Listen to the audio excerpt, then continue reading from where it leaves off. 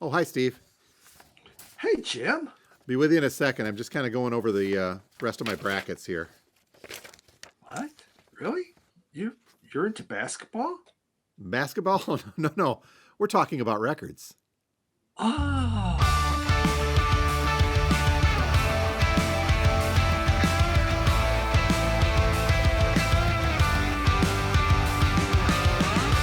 And welcome once again to Two Guys Talking About Records, a vinyl community podcast where we will not be talking basketball, but instead we will be talking records. And I don't want to get sued, so let's call this the early spring irateness instead of March Okay. Madness. How's that? My name's Jim, and I own a record store. And I'm Steve, a record collector. I'm not much of a basketball fan, Steve. In fact, you could say I really don't like basketball. I don't mind it. And, the brackets are fun to do as you do them, and then you find out that you can't pick anyway. And so, yeah, but yeah, it's fun. So we thought it would be fun, though, just so because, well, it's madness, right? It's March Yeah, Madness. So it instead is. of basketball teams, what if we decided to come up with some sort of bracket which had great vinyl albums, rock and roll all over the bracket? And we'll see where it takes us. That's right. Bringing in the heavyweights, the best There we of the go. best, the teams, the albums that have made a difference in your life. There we go. We'll talk about that coming up here in just a couple of moments. We've got some news. Hold on here. I foresee that we'll be talking about something that we did a couple of weeks ago and said that's coming true again.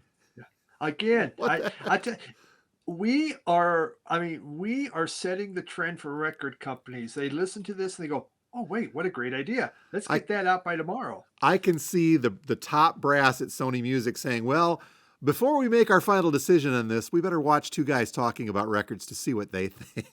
it's, Well, it's, it happened again, it's folks. a We did it with Electric Six. Now we've done it again. little delusional on our parts, but we'll take it. Yep. Hey, before we get to any of that, though, this is, as we said, the Vinyl Community Podcast. And one thing that the folks in the vinyl community love seeing and apparently doing is showing off additions to their collections, the ever growing collections. When's it going to stop, Steve? I eventually we dropped dead. Okay. And then it's somebody else. We already covered that one, too. Yeah, we did. But let's go through our week's pickups. I had an interesting week here at the store, and then subsequently a nice addition to my collection because of that. But Yeah. let's hit you first. Are you able to top last week's just mammoth input of records? No, we went to another store on Sunday, but I caught it way back. And when I went to Omaha, I did not. I did not go to a shop. I'm not going to a shop this week. I got footage enough for a while. Yeah. But we did the shop we went to last week. Been trying to get this Hound Dog Taylor album, Oh, cool. and the cover is just cover's kind of beat, but the vinyl is really good. Hound Dog Taylor is one of my all-time favorite bluesmen. He only did a couple albums, but they rock. They're party. They're exciting. Is that And one's Beware of the Dog? Beware of the Dog. Very cool. Yep, and it's recorded live. It's and Hound Dog's best live Yep. because he just gets going. So, been needing this back in the collection. I have my original in the closet there. I have to find. So, super happy to have that. And at the store, I bought a Lightning Hopkins. He has like 500 albums out there under a variety of different labels and names because he's always looking for money. So I'll just change my name and go to a different label and record. They all knew who he was, but okay, just come on in and let's do it. So, yeah, the guy at the record store recommended this one. He says this is a really good Lightning Hopkins Which it's because Lightning Strikes. yeah, lightning strikes. I should probably say that. The problem with lightning, again, he had so many, and so some are, a lot of them aren't that great, or they're just the same stuff over and over and over. So you have to be careful of Lightning Hopkins, kind of like a John Lee Hooker. There's Yep. so many compilations. And on the wall, this is the last one I bought there. In Search of Space by Hawkwind. a live Hawkwind. Huh. Every I keep getting questioned. You don't have any Hawkwind? You don't have any Hawkwind? You should have Hawkwind. And this is a cool live album. And I listened to a little bit. Again, I've been gone. It kind of opens up, you know, Cool like cover. that. Yeah, yeah, it was. It was a pretty neat cover. So, um, I have a Hawkwind album. We'll find out. We'll find out more now. I mean, I've been gone all week, so I haven't had a chance to listen to much of anything. Uh, then two other came in the mail from Radio Wasteland Records. Jim Hmm. sent me. We have Miles Davis, The Birth of the Blue. Uh, I had tried to get this on Amazon. I thought Jim was able to get it. Amazon's way behind. They can't get them shipped out. They're stuck. I had another one. I think some acoustic sounds I bought. They're like a year out. They still haven't been able to get them out in a year. They Wow. just said, "Thing, do you still want them?" There is a lot of that happening. I got another company way behind, but yeah, this is really good. It's just it takes from Kind of Blue. I had every one of these on CD because I have a box set of this, so I have them all. But it's on vinyl, so there you go. That's And that's odd that they were having trouble getting that because initially that was delayed, as it's yeah, happening a lot. And I think we talked about this before, where I managed to get two that were pre-orders in the store, one that you'd wanted, and one for the floor, which then sold. And then lo and behold, two more showed up, and I yeah. actually I still have them both here in the store too. So I'm like, all right, I don't. Yeah, I guess maybe there's just too much off of Amazon, and they just didn't supply them with what they needed. Here's what well, you committed to. okay. The other one was from that Rhino series, ZZ Top Fandango. This is the very first ZZ Top album I ever bought. It was Fandango, half live, then half studio. Just Blue Jean Blues is in here, Mexican Blackbird, Tush, Heard It on the X. It's just packed with good stuff. Yep. Just phenomenal ZZ Top album. So And really happy to get this. These Rhino releases sound great. that's what I was going to say. The audiophile rhinos, they've been doing pretty good with, and I'm glad to hear that the ZZ especially, and that Yep. Miles Davis must sound really good too. It was an It does. It audiophile. sounds very good. Good, Yeah. Very happy with it. Very enjoyable. very good, So that's cool. all I got, Jim. Well, my side, I've got a few here to bring in. First up, and I've actually had this in my collection for a little while, Steve. It's Max Webster, Universal Junkies. And I have had that, as I mentioned, for a while, but for some reason I Yeah. never cataloged it. We had one come into the store, and I went looking to check against my copy, and I thought, oh man, it's sitting there on the shelf, but it's not in my Discog, so I'm going to count this as an addition to the collection. Max Webster, Canadian group, originally Kim Mitchell, the lead guitarist and singer from Sarnia, Ontario, just across the water there from Port Huron here in Michigan, and they broke up, I think, in '82 after several albums. I've got a couple of other Max Webster albums, Hangover, the big one, and they couldn't break it into the United States, and so they toured with Rush. They were on Anthem, the label with them for a while, and they couldn't as a group break through into the U.S. So they kind of called it quits, I think, in '82. And Kim Mitchell ended up having a moderately successful solo career as well. His big song, do you remember "Might as Well Go for a Soda"? No. No, I'll have to put that. I'll put that one in the playlist just so you can hear it. I always thought that would have been a better song, but here in the Midwest, nobody knows what soda is. I think instead of "Might as Well Go for a True. Soda," he probably could have said, I don't know, maybe I could go stop for a pop and see how Yeah. that Yeah. goes. Good point. But this Max Webster has got a tune called "Battle Scar," which actually features all three members of Rush, Geddy Lee, Alex Lifeson, and Neil Peart, along with the rest of Max Webster. It's just kind of a very powerful, hard rocking, hard driving song, but it's a fun one, and I'm glad to still have that in my collection. How's Yeah. that? Jim, do you think the problem with the group was just the amount of spandex they were wearing? Hey, come And on. vibrant spandex at that. It is probably this was 1980. I'm certain that spandex was was pretty much the rage. It was a given that they'll need to wear that. I hope he got sponsorship from the company, but wow. One of the other, this was an upgrade.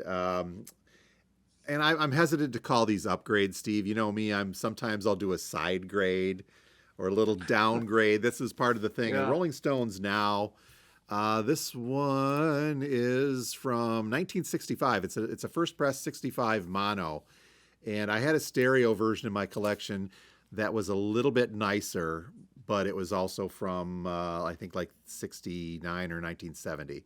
Okay. So I'm faced with that dilemma. Do I get one? The cover's a little beat and ragged, but it's the first press mono, and I don't go to it very often. Yeah. But when I do, I still like it. So it's got that the maroon London, and this one's not bad. It's got some scratches, but it's not by any means a terrible one. But Rolling Stones Now mono was kind of a side grade for my Stones collection, so I tossed that in there. Next up, I only had one other Mountain album in my collection, and it was Nantucket Sleigh Ride, and I've had that for a long time, and I've always enjoyed that album. A little bit of concept-y stuff going on in there. And of course, I know the song Mississippi Queen. That's Mountain's big one. Everybody does know that.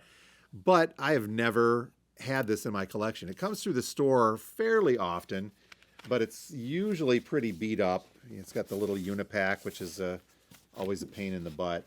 So we had one of these come through, and the vinyl is just absolutely pristine. And I gave it a listen beyond Mississippi Queen. It was still a great song, but the rest of this album is just so darn good. And it's got that blues, but it's a little bit on the rock side. It's a little bit, maybe I just never gave it much of a chance, but I do like this one. I'm glad I've got a copy of Climbing in the selection now. And then finally, Steve, okay, you know that in the lead up to Record Store Day, here at the store, I'm supposed to curtail vinyl purchases a little bit to help me. Help me. Yeah, it doesn't work. It doesn't work. We had somebody bring in a batch. It was about maybe 200 to 300 records in. Very nice stuff. A lot of classic rock and things that are right up our alley. And there was a definite upgrade in there. This is, and I'm very happy to have added in a Mobile Fidelity Supertramp Crime of the Century. Crime of the Century is one of the albums, and I think we talked about this way, way back in one of our earlier episodes. This was probably one of my first 20, 25 albums that I'd ever, purchased in the early 80s when I started getting albums, not so much collecting, but getting albums. So I've always had a copy of Crime of the Century. I do really enjoy the Hodgson area, the era, the early stuff in Supertramp. And to see a Mobile Fidelity come in was an easy, like, yep, I'm going to take my original copy, which is in fantastic shape, and toss this one on the shelf, and I'm glad I did. I don't own, I think we covered MoFi too. It's hard to keep track after 100 episodes. Mm-hmm. I think maybe this is probably the third Mobile Fidelity in my collection. Okay. After Dark Side and Permanent Waves. And I don't think I've got any other ones, but nice little add to the collection there. Considered one of those all-time great prog albums. It is. And do we want to get into that discussion again? No, because I didn't get it at the time. So yeah, I can understand a little bit of that. By the way, 78. So I don't know if was the Mobile Fidelity release was 78. And let me look here and see when that originally came out. 74. Yep, 74. So I gave up a 70. This is the oddity that is me. I gave up a good stereo pressing of the Rolling Stones to go back to a little more beat up mono first pressing, and then here I give up a first pressing Supertramp to go to a one 4 years later, but it's a Mobile Fidelity. So yeah, I've done that a lot. Yeah, I got quite a. As you know, I got a number of them. And the MoFi one, I mean, it's not worth a ton, when it comes to Mobile Fidelity stuff. Well, I take that back. Mid range is about 70, high end is about 250 to 280, around about there on Discogs. But it's just to find Mobile Fidelity from that era in nice shape with the cardboard insert and everything it's just a find. Those are always good to have. Yeah. So I will put together the playlist, and actually it's going to be extended playlist again this week. But if you want to hear some cuts from some of these albums, Steve, you're going to have to, you'll recognize Go for a Soda when you hear it, I think, from Kim Mitchell.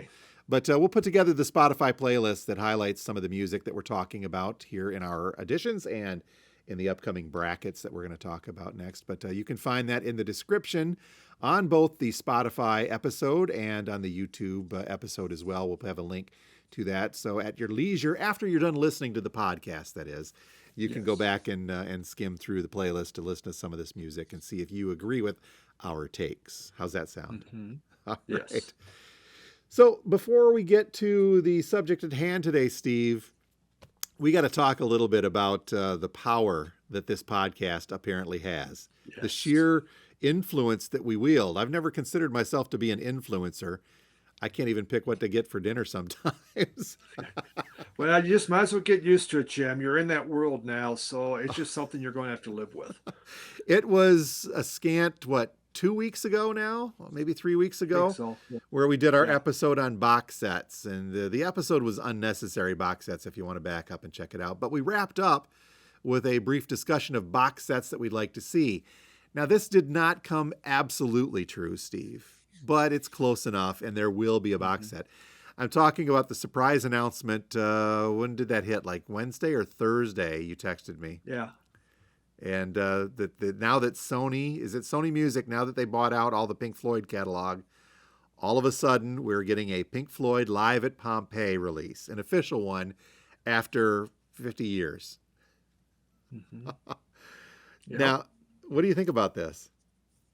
Well, I just think it's, we said it was needed.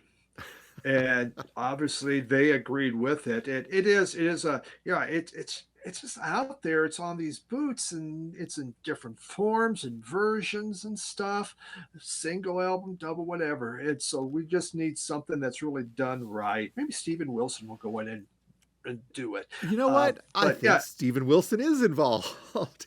Okay. So there you go. There we have it. Yeah, Pink Floyd's Live at Pompeii, and the proper title, by the way, is Pink Floyd at Pompeii, MCMLXXII. They get all Roman numerally on us here. But this is all due for release on May 2nd. And what kind of irks, I think, a lot of people, and it didn't come quite true to what we were talking about with this needs to be a box set. And when I think if I go back and look, I said that this needs to be a box set with the movie included, a Blu-ray version of it, maybe a good cleanup remix of that. What they're doing is they're releasing all of these pieces individually, and it's on black vinyl to boot. So you tell me there's not going to be a box set eventually.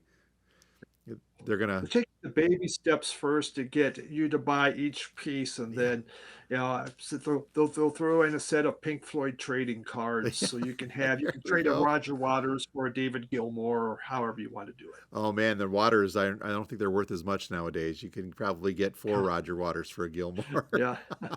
But yeah, the double LP the double LP release on this is on black vinyl. Looks like it's going to come with a poster and some other stuff on there. List price, I guess, I don't know, not bad. $45, $44.98 is what I'm seeing on our distributor sites. And then, of course, they are doing the DVD and a Blu-ray version. There's a CD version in there as well. But both the DVD and the Blu-ray version, let's see, it says here, it has been digitally remastered and remixed audio-wise by Steven Wilson. Set in the hauntingly beautiful ruins of the ancient Roman amphitheater in Pompeii, this unique film captures Pink Floyd performing an intimate concert, i.e. there was no audience there. So the audio companion contains the live performances from the film as well as 2 additional tracks, including previously unreleased extended version of A Saucer Full of Secrets. So let's see here. The DVD comes in at about $24, and then the Blu-ray around $30. The Blu-ray, I think, has got some extra stuff on there as well. But the fact that this is all separate pieces, a separate Blu-ray, a separate CD, and a separate vinyl version of this just screams the fact that, probably by Christmas, we're going to see a box set with all of that in there, maybe colored vinyl as well. Yeah. Yep. For the perfect Christmas present. There's no doubt about it. And that'll just anger, but it'll anger everybody that bought this early and bought this with this release. But I don't know. I mean, are you willing to take that gamble to say, well, maybe they won't? I mean, it's a giant corporation. Of course, they're going to release this down the line again. But I have a book in there, a booklet. lots of pictures. They're Yep. going to give the whole thing. Yep. One of our customers, just seriously, the weekend before, the week before, he was asking about me finding a Pompeii bootleg, and I guess there was a new iteration of the Pompeii bootleg making the rounds, just coming out of Europe within the past month or so. Can you get a hold of this? And it was not in any of my sources. I couldn't find it. So he pulled the trigger and got it from somewhere else, and then literally a day or two later, they announced the official version. So, I mean, that's the gamble we take as collectors. You know, you never know what's going to come around, but this one I think has been a long time coming.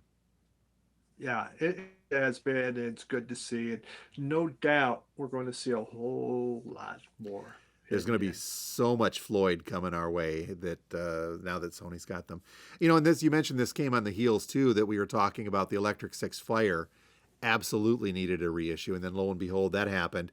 That was scheduled for release this past Friday, and guess what? Yeah, Didn't get them, and I know. Oh, yeah, they're showing as back orders. I've got like 7 of them on back order for the store because I know you wanted one. I think Abby wanted one, and there's a couple of other people. I want one. And then lo and behold, they looked like they were coming, and then nope, they said they're not shipping this week. So I'll be watching that. Hopefully that's just a delay, and they didn't underestimate the desire for that one. But we'll get them. We'll get them eventually. yep. That is We one that's need sorely fire in the needed. disco. Yep. So, Fire in the Taco Bell too, right? yeah. So, do we want to make any other strange predictions? Let's see. You said something about a Tiny Tim box set. I did. Tiny Tim has not gotten his due. And since I don't have any Tiny Tim, if we could just get a box set of his full discography, I'm done with it. I'd say Put Herp $5 on Alpert the as thing. well. Yeah, I'd say Herp Yes. Alpert, but there's already Herp Alpert box sets floating around out there. Yeah. You know what? I also thought I saw a reissue of Whipped Cream on the way too, on colored vinyl. That's going to be about $30. We don't want to get into the reissue discussion again, do we? Whether or not they're needed. Well, whipped cream. And other delights. Don't forget those other Any other delights, delights? Steve. Yes. So With the extended mixes yeah, and the deep cuts. I'm looking forward to the Jelly Roll version of. Okay. No, please. Now I did not. I made that prediction as a joke. I do not want to see a Jelly Roll cover Yeah. of Herb Alpert. Be careful what we wish for. Okay, so Steve, it's March. Can you believe how quickly this year is rolling along? Yeah. It's moving. Christmas is coming. Yeah. Geez. Well, first let's get past Record Store Day first. Thank you. Okay. In April, but you cannot escape this whole idea of March Madness on the basketball side of things. And I'll say this up front, Steve. Not a basketball fan. For whatever reason, I've just never been able to get into it. Never enjoyed watching it. Just not my thing. See, I'm okay with basketball. But I don't sit and watch it a lot. Problem with basketball is you get to the last 2 minutes and it goes on for 1 hour because they just keep following each other. It takes forever. Can I share? And this is not talking about records, I realize, but can I share one basketball story with you from my younger Yeah. days as a young broadcaster? When I was in college in the late 80s up at Northern Michigan University, I worked for, in addition, I worked radio and I worked television, but I worked for a cable company, which is now, they've morphed into Spectrum. It was Charter, but Bresnan. I worked for them when they were Bresnan Communication back in the 80s. It was kind of a local thing. But in the earlier days of cable television, they had what was called LO or public access. So local originated broadcasting and public access broadcasting. Public access shows were those goofy ones where members of the community could come in and make their own shows and they'd air on cable, air on cable. I have to say it like that. Well, I worked for the company at that point that did a lot of LO, local origination. So we covered things like city council meetings, local events, and a lot of high school sports up in the Marquette and Central Upper Peninsula area. So I'd been working for them for a while, mostly as crew, running cameras, audio, directing, doing that. We did a lot of high school basketball games and volleyball games. And we were scheduled to do a high school basketball game in the city of Ishpeming, and I think one of the other neighboring cities were there as well. And the crew that I was part of, we were a nice little tight-knit group, mostly college students, so we'd go and do these games. And the guy that did the play-by-play calling was a sportscaster from one of the local radio stations. And, I knew him through there because I was working radio at the same time on this. And the week of this game that was coming up on the weekend, I get a call from the program director at the cable station. And she said, "Hey, this guy, our play-by-play guy, called in sick. He's really, really sick. We don't have anybody to do this. The game's coming up in like 4 days. We want you to do it."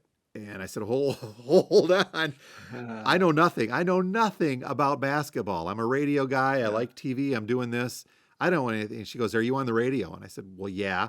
She goes, "Then you're it. You're the only other one that's got on-air experience. You're going to do this. You're going to do this." And so, being diligent and eager, I went to the library. One of the only times I went to the NMU library, and I checked out a book on basketball officiation. And I tried to dust up on this and get to make it so I didn't sound like a complete idiot when I was calling this game. And I got a guy that I worked with at the college radio station who did know basketball to come in as the color commentator. So theoretically, I'd be there just saying, so-and-so, Aino Palamaki has got the ball and he's dribbling down center court, and then he'd add in the color on that. Yeah. Okay, all well and good, Steve. I know we're not talking records here. I'm rambling, but this is a funny one.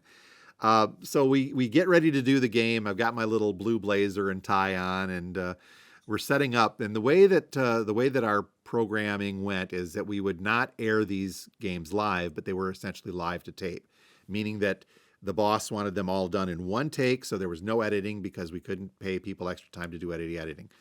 So when that record light was pressed, we went, and that was all there was to it. So we did that, and it started up good with me like, "Welcome to the Ishpeming High School blah, blah, blah game." And so let's get into this. And then they had a problem at the scoring table with the scoreboard, and it stopped the progress of the game moving forward. They weren't about to start yet. So I start reaching for straws. We're talking about nonsense. I think I even got into trying to introduce the cheerleaders at one point, from our programs, and they all had good finish names being in the UP, which made that difficult. And I got flustered. With this. And by the time they worked out whatever the problem was with the scoring table and the scoreboard, I was kind of like, what do we do? And I said, "Okay, folks, I think we're finally ready to get started. And the team captains are meeting out at center court for the coin toss."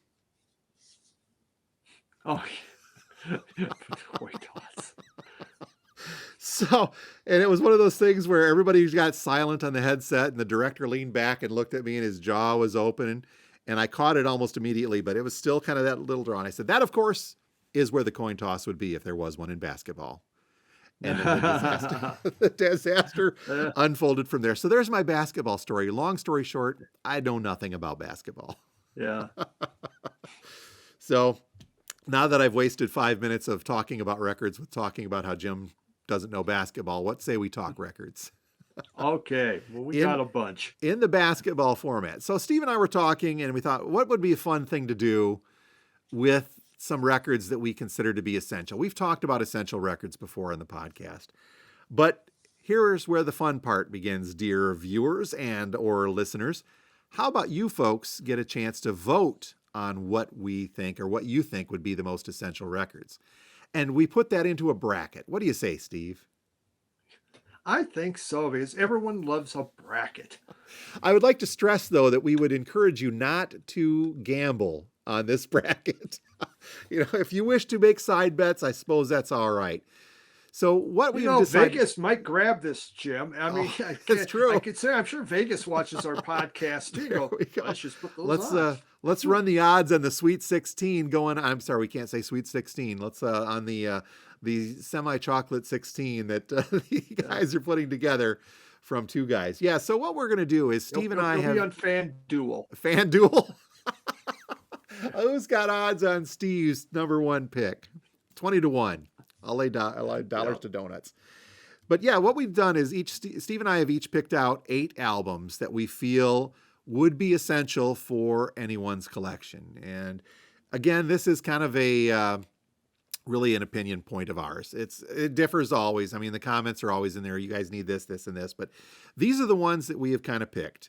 And what we're going to do is we're going to toss these 16 albums, 8 from Steve and 8 from me, into a 16 bracket. And over the course of the next few weeks, we are going to give you, our viewers and listeners, a chance to decide which of these albums is going forward. Which one makes it to the final four? Which four make it to the final four? Which two make it to the finals? And then finally, which of these albums is the most essential for a collection? And it's going to be up to you folks.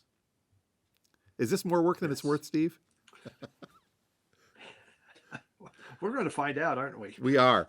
So we'll over the next few weeks, we'll spend a little bit of time talking as this progresses. But today we're just going to cover these 16 albums, very briefly say why they're in here, and then we're going to toss it up to you folks. There will be a link to the voting, to the bracket voting in the description of each of these, and I'll put this up in a couple of places so you guys will be able to find it. And then each week you'll get a chance to vote on which of these albums moves forward. So I don't know, the Sweet 16 is what they call it. And then there's 8 after that. So we call it the Grade 8. And then that's the Final Four, the Fantastic Four, and then obviously the 2, and then the champion. Okay, what kind of criteria did you go by, Steve, to pick your 8 albums? First off, I had to like the damn thing. That was criteria number 1. And that just, if someone new was starting, music and, what should I get? What would you recommend? I kind of looked at that, a variety of genres, but just ones that are some of my all-time favorite albums. And I think I'm in that same vein of thought as well. They're my favorite albums, and they're ones that I would recommend to people if they're trying to get into not necessarily a genre, because quite frankly, all of mine except for one are older, and I think all of yours are older as well. So they are. I was trying to get newer ones, but I just thought, these are really powerful, and there is no Bob Dylan. Yeah, and you'll find out in a second. So now my initial list, Steve, was looking like it was about 20 to 25 records long. And then I had to narrow it down. You ended up giving me a list of 10. I'm like, hey, it's supposed to be 8. Yeah. So we had to knock them down. That was a bummer. Yeah, it was hard. Very hard. And so we've chosen these 16 albums, but we're going to let fate choose the initial bracket lineup rather than us trying to put these two. We'll do fate. And then after this week, this is all going to be up to you folks to vote where the next batch, where that next bracket leads us as far as where it goes. So, and to make this fair, I think what we're going to do is Steve has got my 8 albums and I've got his, and I've got my little Radio Wasteland hat right here. And I've got Steve's 8 albums in here, and we'll choose the first 2 lineups. There's Steve's Nebraska hat. All right. The brand new one. Okay. So, Steve, why don't you go ahead and draw 2 of mine, and I will pull them up, and we'll talk about them. That'll be the first pairing. All right. We have the Who's Next. Oh, my. And AC/DC, Back in Black. Okay, that, Steve, I think is going to be that's going to be a tough one. A tough one to kick in there. So AC/DC's Back in Black, and Who's Next? And let me get my info up on these guys real quickly here. Let's see. The Who's Next originally came out 71. At least that's what my pressing is. I think that this is actually interesting because I consider each of these to be perfect albums. Ones that have nothing but great music from front to back. The cover works, the music works, the lyrics are all there together. So the Who, 1971, you've got stuff like on here, like from Baba O'Reilly to The Song Is Over, Behind Blue Eyes, and Won't Get Fooled Again. I think this is just a great album, front to back, one of my favorite albums of all time, let alone my favorite Who. Yeah. I played Back in Black in the store yesterday. So this one goes back to me, my affinity for this album, same thing. Back in Black, of course, Hell's Bells, Shoot to Thrill. There's not a stinker on this album. Mm-hmm. All right, so that's the first pairing. Back in Black, let me think of the year on that, Steve, was 80. 1980, indeed. Yep, 1980. Going all the way back there. It's amazing. Some dates just stick in my head. All right, folks, so this will be the first pairing. Now, when you vote on these, by the way, you're going to have to vote on all 16 matchups. So your choice, this is one choice. There'll be a button. You vote for either AC/DC or The Who, and we go on from there. All right, Steve, let me pick your first pairing, shall we? All right. And I'm going into my Radio Wasteland hat. And I have picked out, oh man, this is going to be a toughie. The Beatles' Revolver. Okay. And it's going up against Led Zeppelin 4. All right. You think folks are going to have some trouble making these decisions? There we go. All right. Yes. Tell us a little All bit right. about So, those two. yeah. So Revolver, what was it, 1966, I think it came out. It's my favorite Beatles album. I'm not like a gigantic Beatles fan, but I really love this album. I like it better than the White Album. It's because it's in one album, but I think it's very concise. I think it's just great from start to finish. Taxman, Eleanor Rigby's on here. Yellow Submarine, She Said, Dr. Robert. It's just powerful. And when I think of Beatles, this is the one I will go to first and foremost.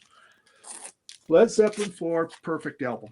Now, everyone's tired of, Stairway to Heaven, but the fact is, it's an incredible song. That guitar solo that everyone loves to play and hates to hear or whatever is incredible. But when the levee breaks, Black Dog, I mean, that is one of the greatest songs to start off. Kind of like Hell's Bells is, or but and then just Battle of Evermore, and you just can't go wrong. That's just powerful stuff. So, yep, two wonderful albums. You think we had trouble picking the 16 albums that we would put into this. The folks I would like to think are going to have some trouble deciding which of these pairings are going to go forward to the Great Eight.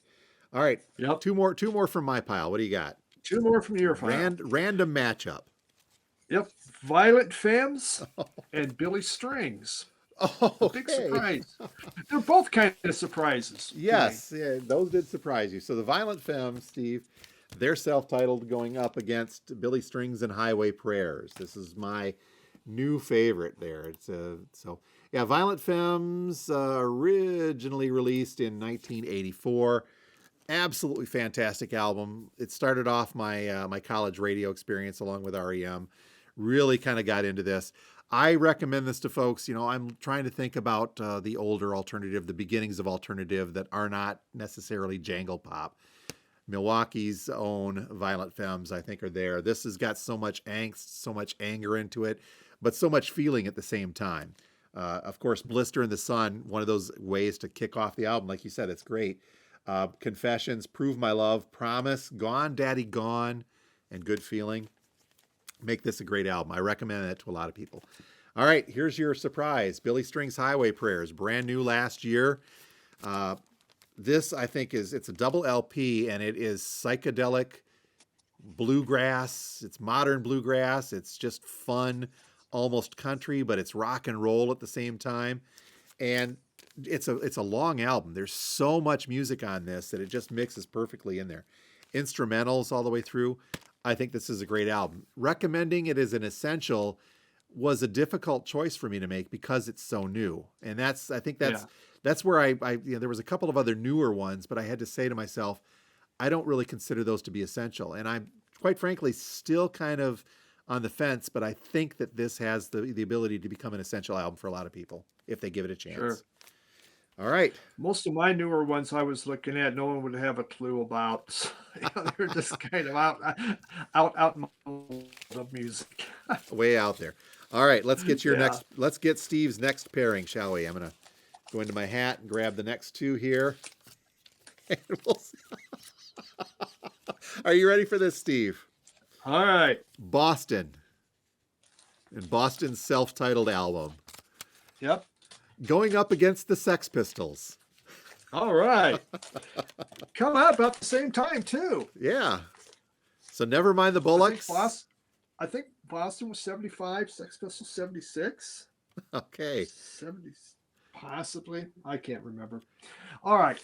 Boston. Perfect album. Start to finish. Not a bad song on here. You play it. This isn't one you just pick tracks. You put it on, you enjoy the whole dang thing. It just is just incredible. The sounds of the guitars on here. I mean, what Tom Schultz did. Not Tom Schultz.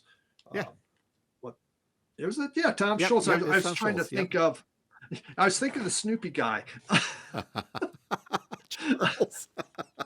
Charles Schultz. Did I get it wrong? All right, Good I grief, had it right. Steve. Yep, good grief. Yeah, there's not a single bad thing on here. I had a video once on perfect albums, and this is absolutely at the very top of the list. That I when I put it onto my iPhone, you had to have the whole album because it's perfect. And then the Sex Pistols. What can this you put this thing on, it still makes you want to jump up and down, it still gets you excited, it still creates adrenaline.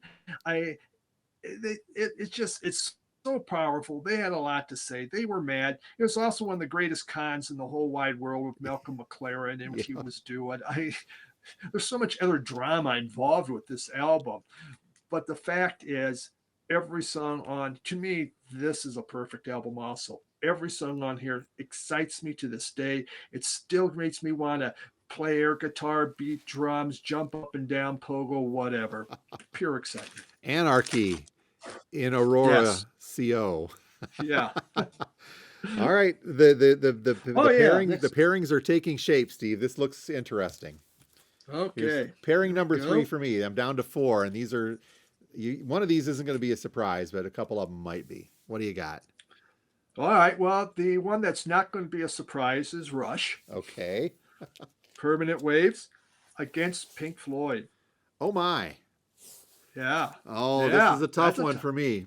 So we're yeah, it taking is. Rush's Permanent Waves up against Pink Floyd's Animals for the third selection in there. Okay, where do I start with Rush, Steve? I have talked about this album on this podcast for a long time. 1980 release, my favorite album of all time, my favorite song of all time, for my favorite group of all time. And this to me is one that, not just necessarily folks say, oh, I want to get into Rush. Where do I start? I have to say, well, it kind of depends. Look back on our Rush episode, but this one is by far where I would say start with there. Not only that, but just a great '80s rock album on that too.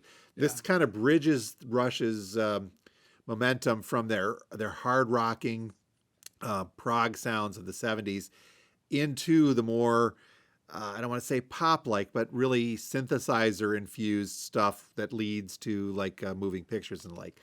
This one's got the best of all of that world. I think that this one is a great one to recommend to everybody. And then Pink Floyd, Animals. This has always been a go-to for me as well.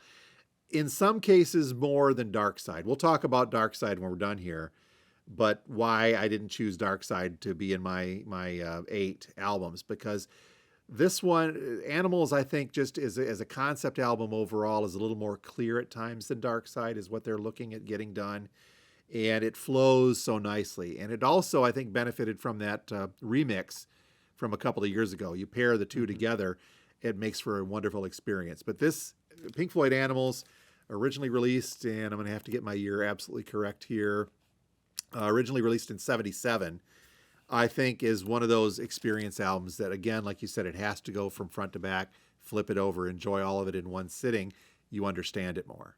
So this is always a recommendation for me for folks that want to get into this type of music or just to have in a collection on their own. This is going to be a tough one. I don't know what I'd vote on this either, to tell you the truth. Yeah. Well, I do. Are we allowed to vote on our own? No one knows. Oh, well, we're making Just the once. rules up. All right, Steve, here is your third pairing. Let me go to my hat and get the next two. Oops, as I pulled it out, it ripped a little bit. Okay. Oh, this is okay. If it's going to be rough for me between Floyd and Rush, this one's going to be even tougher for you. Are you ready? Yep. Miles Davis, Kind of Blue, going up against the Velvet Underground. Oof. You feel the brutal nature of this, Steve. Yeah. Do you agree Yeah. to abide by the results of this, Steve? Yes. Wow. Favorite artist? Favorite group? Okay. Miles Davis, I'll just say it right here, the greatest album ever made. That's it. For me, it's the greatest album. I never tire of it. I've listened to it 1,000,000 times. If I play it a second time. I hear new things every time. This is some of the most beautiful, gorgeous music ever created. And So What is the most phenomenal song. I mean, it just says everything. This is pure beauty. So, yeah, it did rank as my favorite album, my number one go-to album of all time. Yep. But Velvet Underground, probably my favorite group of all time. It's as I've gotten older, I find the experimentation, I find what they have done here. I could have picked any Velvet Underground album and felt right. But if I was recommending the Velvet Underground to somebody, this is where I would start. This is accessible. It does not have John Cale, and I love what Cale done with Drone. But here they really were making pop tunes. Some are rocking, some are very soft. I mean, just quiet ballads. And it's just gorgeous, just pure beauty. I think this was probably Miles Davis was 59. I know that. I think this was 66, possibly. Yep. Uh, I think so. Yeah. Okay, hey, I'm doing all right. And on here, it's upside down, of course. Candy Says is on here. Pale Blue Eyes. Jesus is a gorgeous song. Beginning to See the Light. Just such a rocker. Yeah, it's an absolute, to me, an essential album. So yeah, those are two. That's two tough ones. That's going to be a tough one to kick together. All right. Yeah. My last two. Go ahead. Do you even need to draw them? But go for it, just to be Probably not, Jim. The dramatic effect. Go for it. This is an odd pairing. I will tell you that. It is. What you got? Very odd pairing. So we have on here, we're going Tripping Daisy, which I go, really? I Am an Elastic Firecracker against Dave Brubeck in Timeout. Wow. Okay, how do you choose between something like this? Okay, Dave, let's start with Brubeck. Not a huge jazz guy, but the jazz albums that I like, I really, really like. 1959, I believe I've got a first pressing on this. Let me double check and make sure. Yep, 1959 is when this was released. Dave Brubeck's Time Out. Of course, Take 5 is just the epitome of a highly technical yet accessible jazz song. It's one that makes you think a little bit while you're listening to it, but at the same time, you can feel the music carrying through on it. And that's true of the whole album.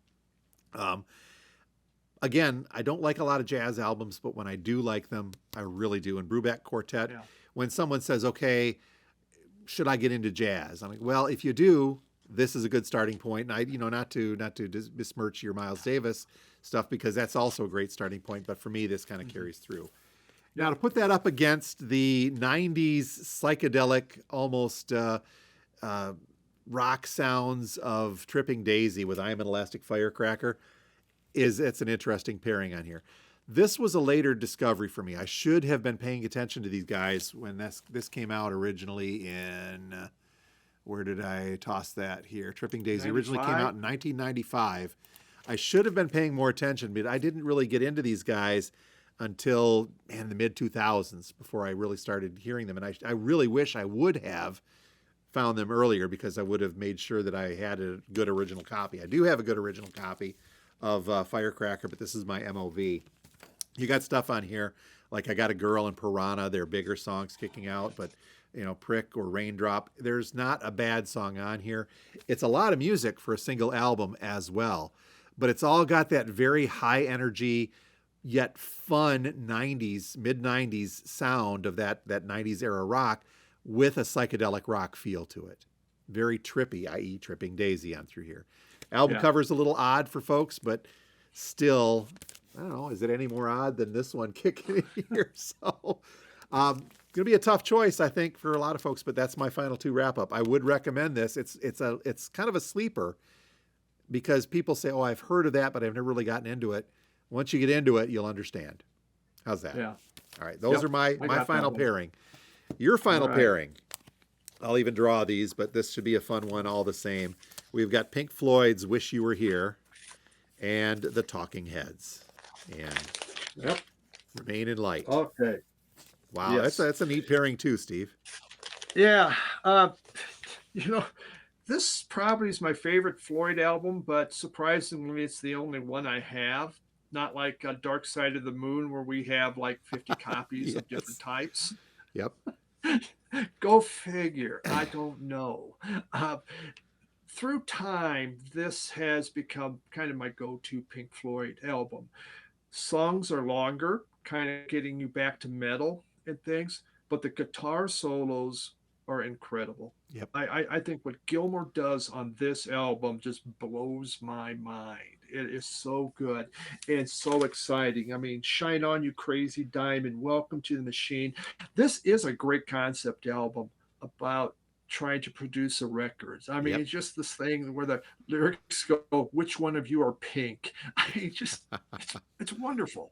Uh, but every song on here was very, very well done. And yeah, the guitar playing again is stellar. Going against probably my favorite Talking Heads album. On this Talking Heads album, of course, Brian Eno was part of it, but they brought in African rhythms. Afrobeat came in. And if you listen to any kind of Afrobeat, you will recognize the rhythms that they're using on here.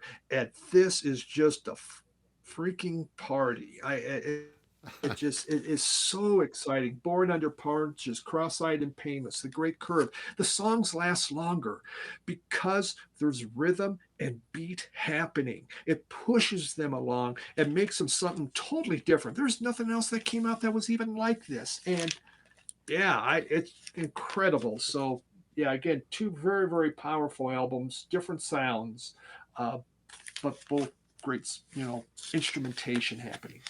So where do we go from here, Steve? We have each picked 8 albums that we would strongly recommend to people to have in their collections. But now we're going to turn it over to the viewers and listeners of Two Guys Talking About Records to take it from there. Is this a fair thing for us to do?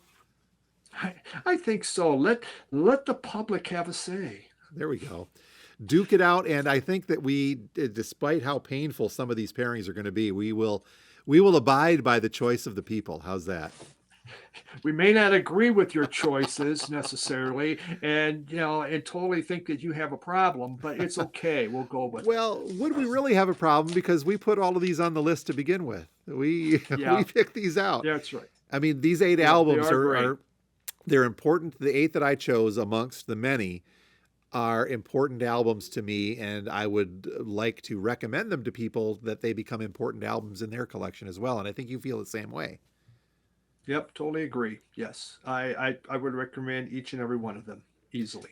So where we go from here, folks, is that we will put the link. It's going to be a Google survey form that'll give you a chance to vote on all 16 of these pairings. 8 and 8, 16 pairings. And my math isn't my strong suit as well.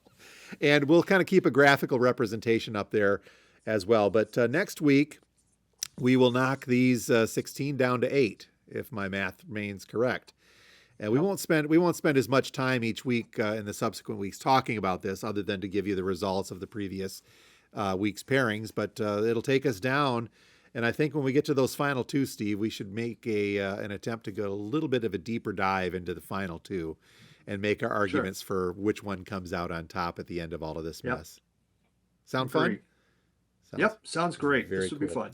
All right. So again, folks, we'll put the link up. It'll be in the description on both the Spotify episode and on the YouTube episode. We'll put the link up on our on the Two Guys Facebook page. I'll probably put it on the Radio Wasteland Facebook page too. And you can, if you feel like mentioning it on your channel as well, Steve, that might be a fun thing to link when we get those out there. So every week it'll be a different link. I think Kim's helping me with this, so we'll make sure that it's up to date every week, and we'll unveil the results as we do each week on the podcast. How's that? Okay. Fantastic. It'll be fun. All right. So which basketball team is going to score the most touchdowns, do you think, this month? It's the field goal that counts. When they shoot for that field goal, I just hope that if Nebraska's in the tournament, they win the coin toss. There we go. They go up against Michigan. I'm going to be very interested to see where our bracket carries us. I mean, there's a possibility for 2 Pink Floyd albums to go up against each other. I don't know if it'll happen, but it's a long shot. Do we? I'm going to backtrack a little bit. Should we explain why Dark Side really didn't make it for either of us into this? I've got my reason. Yeah. My reason, just through time, I like Dark Side a lot. I like everything on it. That was always my go-to album. But through time, it's just Wish You Were Here. I have just found a better storyline in there. Especially if you want to talk concept album, and it's just yeah, it flows well to me. And for me, in a matter of recommendation, I came to Pink Floyd through Animals and then worked my way into Dark Side from there in the early 80s. So that one had more of an attachment for me. But to recommend Dark Side is like recommending that people drink water and breathe air. It's something Yeah. that I think is so ingrained. It's one of the top selling albums of all time, thanks to numerous Hmm. reissues. So the fact that it say we recommend you have Dark Side, most people are going to say I've already got Dark Side. So there we go. That was partially my reasoning. Yeah. That makes sense. All right. Exactly. And you know what? And we just want to be a little more difficult. There we So go. uh, And make you two, guys two think. different ones. Make you guys Yeah. think a little bit. All right, folks. So at this point, we're going to leave it to you. You can hit the description and link to that Google survey and vote for what you think is going to be, out of those pairings, should be the most essential album for a collection. And we'll leave it up to you guys from this point. And Steve and I'll go back to talking about records. That's right. All right. Well, Steve, thank you very much. I think we're going to have a fun one this month with this. Yep. Should be a good time. All right. Find out. See what Folks, the best is. As always, thank you for watching Two Guys Talking About Records. Until next time, my name is Jim, and I own a record store. And I am Steve, a record collector. Thanks a lot, Steve. You have a great week. Yeah, you also, Jim. Bye, everyone.